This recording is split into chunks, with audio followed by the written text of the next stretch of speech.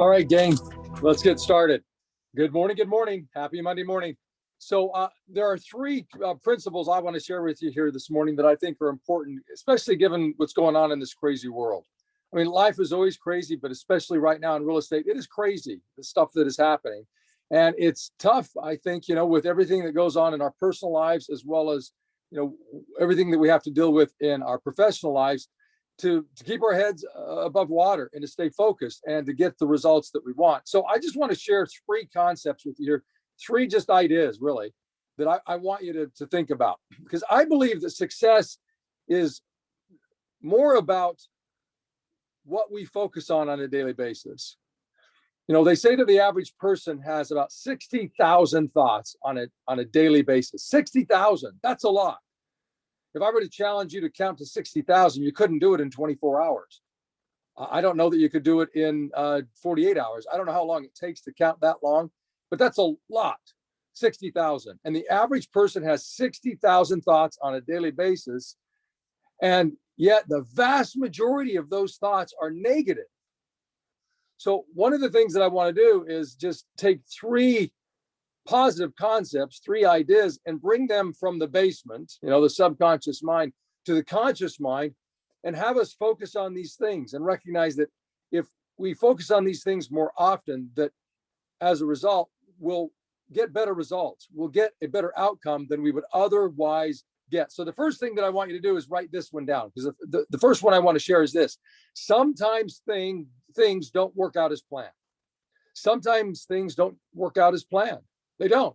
I want you to think about in your life where you had a particular goal or plan, or you saw, had a vision of something, the way it was going to work out, and it didn't work out that way. Has that ever happened to you? Because it's happened to me. It's happened to me many times. And in fact, in very significant ways. I mean, like life-altering ways, not just, I was intending to complete a to-do list for the day, and I looked at the end of the day and those things didn't happen. No, I'm talking about life-altering events, things that change the course of my life forever. Have you experienced that before? Let me just share with you. I from a very young age, from the age of 14, I decided that I wanted to be an attorney. I wanted to be a lawyer, because I thought that, like the attorneys on TV, it looked fun, looked sexy, looked interesting. It looked very powerful. They were rich. So I thought, I want to be somebody who, is powerful, persuasive, and makes a lot of money. And in my mind, that 14-year-old brain, 14-year-old brain said, well, be an attorney. So that was my decision. And I went through high school, I went through college with the intention of really working towards that. Well, the good news is that I graduated from college, and I took the LSAT, the law school admissions test, and did well enough to apply and get accepted at a couple of law schools. And I decided that I was going to go to Alabama. And at the time I was living with my grandfather, because I lived with my grandpa when I was in college in Salt Lake. And I was really close with him, very close. My grandpa was my second dad. He taught me a ton, and he was just a very good man. He was also fun to be with. We would take road trips together, spend a lot of time together, camping, fishing, going to Wyoming, South Dakota, Nebraska, Arizona, Nevada, and just taking these road trips. We had a great time together. Well, my grandpa said to me, he said, you know what we'll do? When you get accepted, and whatever city you decide to go to, we'll make it a road trip. We're going to take a road trip to wherever it is that you're going to go to law school. And I'll help you get set up. We'll get you acclimated to the city and get you off on the right foot in your new adventure. So I was excited about this. So he and I sat down. This was back in the day, gang, when there was not GPS. There was not the internet or the smartphone. We had Rand McNally maps, and some of you are old enough remember. You'd go into a store like Walmart or Kmart back in the day, and you could buy a Rand McNally map, and they were a huge book, just huge. This huge book that had all the states in it, with all the freeways, the highways, and the byways. So he and I took that Rand McNally, opened it up to the United States, and then we just from Salt Lake City, Utah to Birmingham, Alabama, tracked the route that we were going to go. And we highlighted it. And we had this plan of all the places we were going to stop, and then eventually over time end up in Birmingham, Alabama, where my grandpa would help me find an apartment and set me up and get me acclimated. And so I'd be ready to rock and roll in law school. Well, about 30 days before we were scheduled to take off to go, my grandfather, who had been having some health issues, particularly lower back pain, chronically for about the previous year and a half, 2 years, went in and saw his doctor, and they ran some tests. And they came back and said to him that he had an advanced case of pancreatic cancer. Now, if any of you know pancreatic cancer, you know that it is a deadly disease. It has less than a 1% survival rate over the course of 3 years. Those who are diagnosed with it do not live past 5 years typically. Well, his case was very advanced. And unfortunately, over the course of the next couple of weeks, I watched his health deteriorate to the point that literally one morning he did not wake up. It was 2 weeks later from the time that he was diagnosed to the time that my grandfather passed away. And it was not expected. We had 2 weeks to adjust to this and watch him go downhill. And this plan that we had of going, of course, to Birmingham on the road trip had been scuttled. It was done. So I went to Birmingham, Alabama by myself, took the road trip by myself, followed the route that my grandfather and I had plotted. I got into law school, did the registering, did the opening day, all of the things that they do to get kids started, And at the end of that first year, the law school sent me this letter and said, if you intend to stay in law school, you should probably focus on the curriculum, right? And you should probably average something greater than a D. And people will say to me, well, what did you focus on if you didn't focus on the curriculum? Well, I have to tell you, I focused on two things that were not on the curriculum. I focused on MTV and The Simpsons.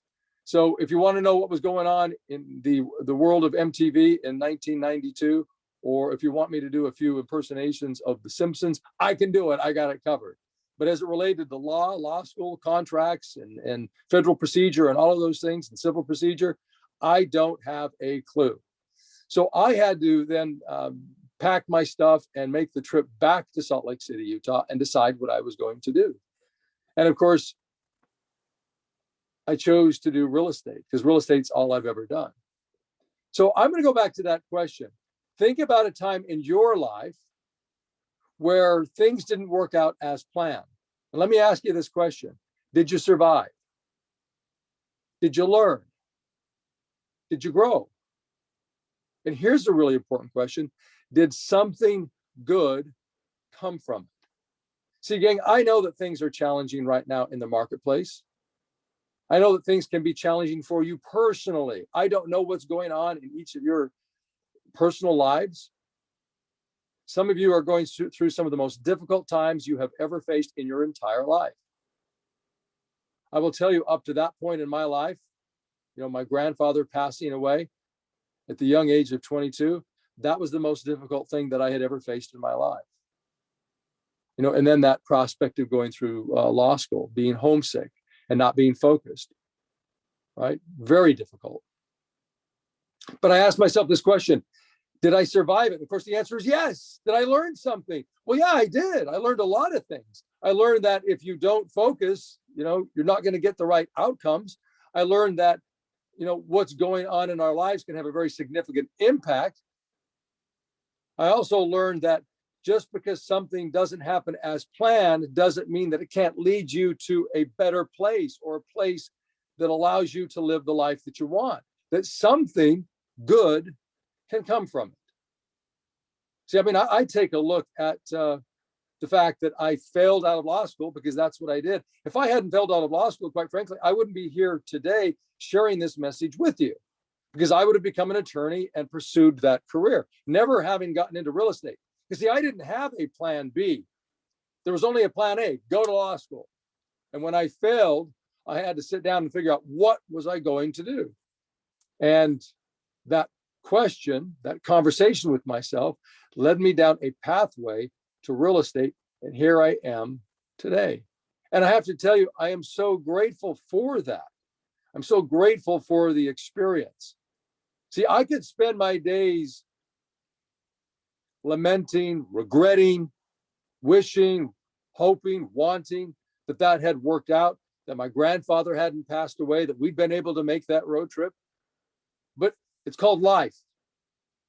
And I have a choice as to how I'm simply going to respond to it. You have a choice as to how you're simply going to respond to it. So I go back to the question. Think about a time in your life where things didn't work out as planned. Did you grow from it? Did you learn from it? Did you survive? And when I ask that question or those questions, think about it. I'm talking about specifically right now. If things aren't working out as planned, exactly the way you want it, are you surviving? Are you going to survive? Are you learning? Are you growing as a result of this pressure, the resistance that you're feeling? Sometimes we look at as failure, right? I failed out of law school. No, I succeeded forward into the future, to the life that ultimately I am so grateful that I am living. Now, what is your perspective on it? Which leads me to my next point, principle number 2. See things as they are, not worse than they are. I want you to write that down. See things as they are, not worse than they are. So critically important. Look, no one knows enough to be a pessimist. No one knows. You do not know enough to be a pessimist. You don't know enough to be a pessimist about today, about this week, about the next year, about the remainder of your life. And so many people have this attitude that they got it all figured out and that they are absolutely certain that things are not going to work out. You know, they judge others, they judge themselves, they judge circumstances in a negative light. Right? It's not possible. It won't work. It never works for me. Right? Dang. It's all just simply a choice. See, I believe that, yes, a pessimist might say, well, no one knows enough to be an optimist. Well, I suppose that that's true, but no one knows enough to be a pessimist. So if both statements are true, then it's just simply, which one are you going to choose? No one knows enough to be an optimist. Well, no one knows enough to be a pessimist. So where do you cast your lot? Where do you decide to stand? See, so many people wake up every single day and they see things worse than they actually are. How about we just simply take a step back and see things as they are? That every day is an opportunity, that if you're not exactly where you want to be, today is an opportunity to take one step forward, even a half a step forward, gang. I know things are difficult. I know that inventories are lower than they've ever been. I know that you have to work harder on a transaction to get it closed than ever before, even working with sellers. Even though a sell is a guaranteed, or a listing is a guaranteed sell, the fact of the matter is you've got to do more work to get that home under contract with the seller than you've ever had to do before because of the number of showings and the number of offers that you've got to fill and help the buyer or the sellers negotiate, and then to work through the process of getting it closed. So gang, I ask you the question, are you seeing things as they are and not worse than they are? It is so critically important.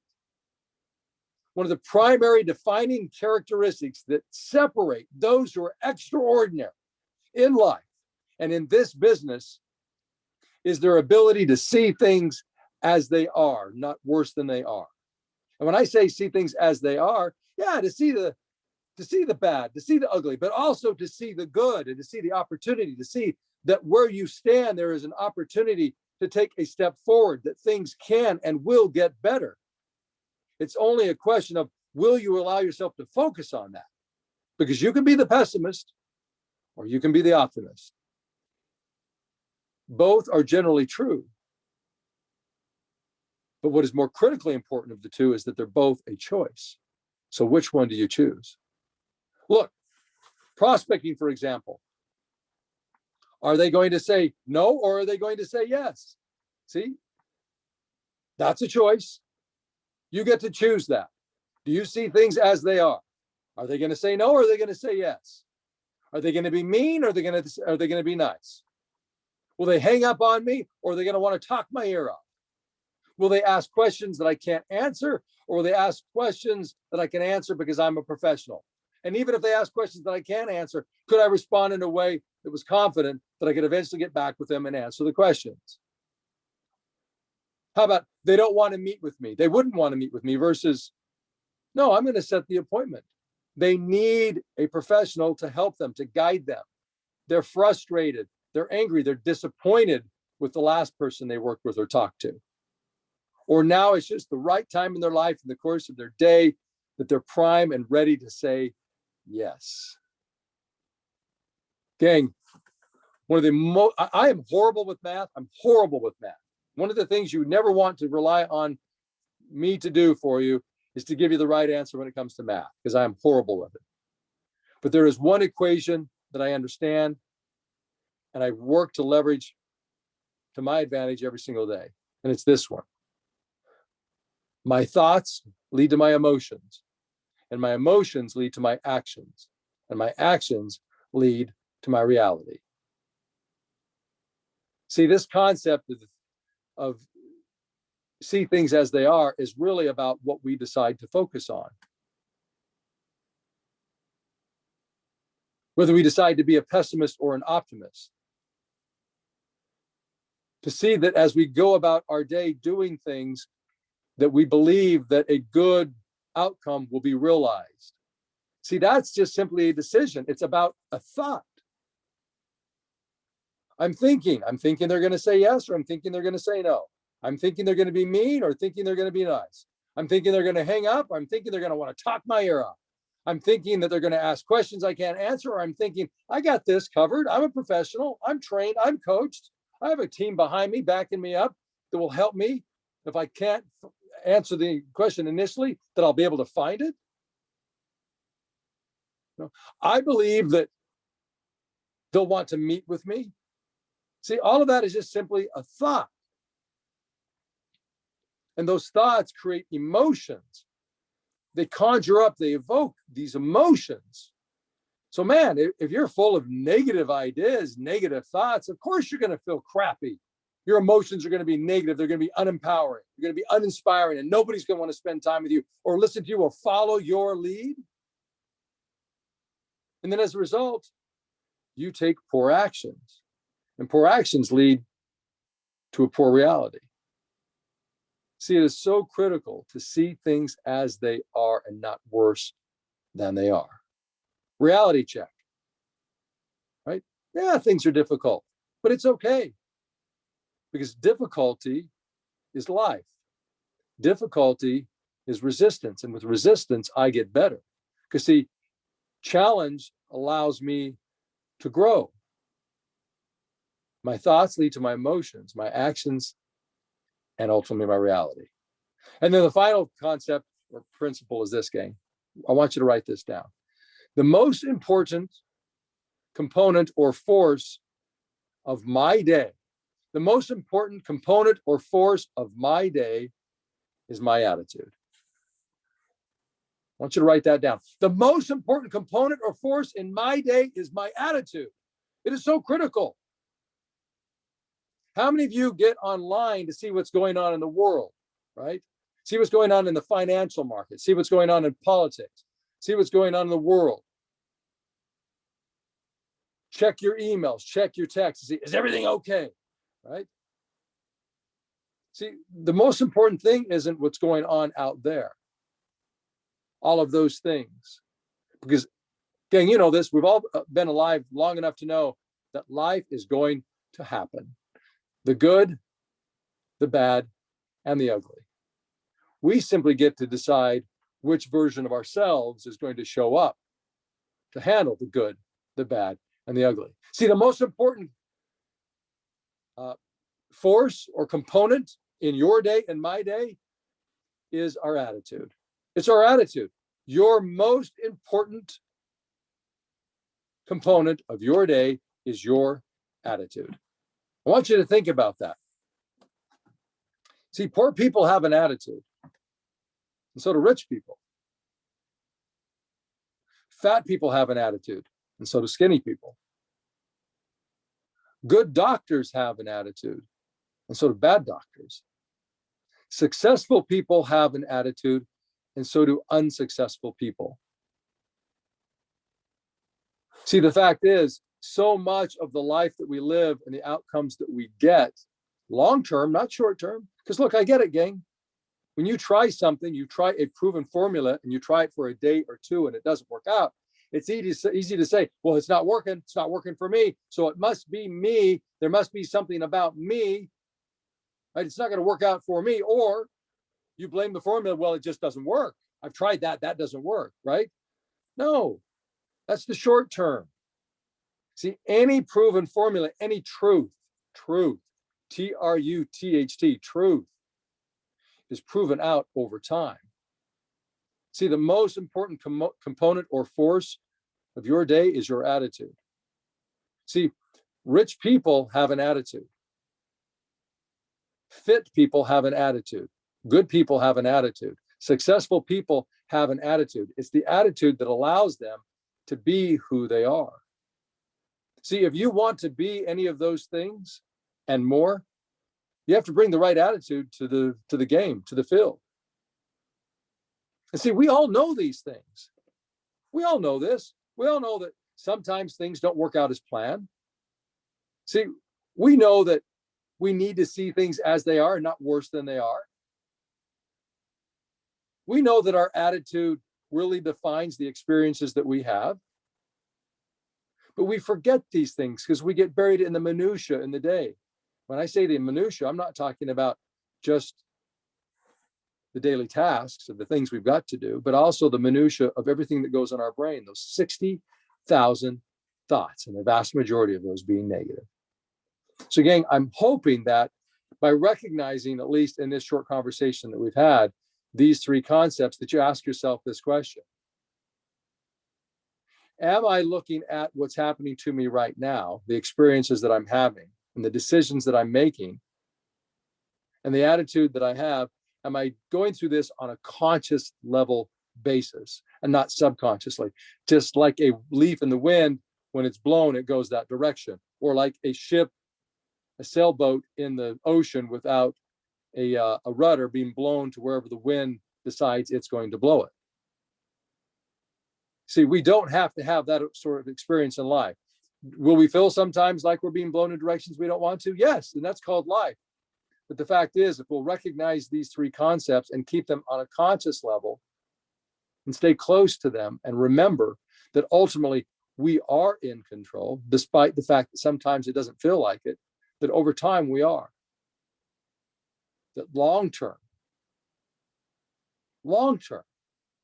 if we maintain the right attitude, if we see things that are as they are, not worse than they are, and that we recognize that on a day-to-day basis, sometimes things won't work out, but over the long term, if we invest in the right attitude, the right system, leverage the right system, that over time it will work out, because it will. Because the fact is that success is not a mystery. All we have to do is look at others who are doing it and simply mimic what they do. But we've got to make a commitment to do it consistently over time. All right, gang, let's finish this up with some closing affirmations. I'm glad you joined me here this morning. Have a great day today and go out there and be the amazing person that you are. And remember, it doesn't matter what's going on out in the marketplace and what's happening out there in the world. What happens in those arenas, although may seem to be relevant, is far less relevant than what's actually going on up here and how you respond to life. That is the most important thing. So let's go out there and respond the right way and be the leaders that we actually are. Here we go.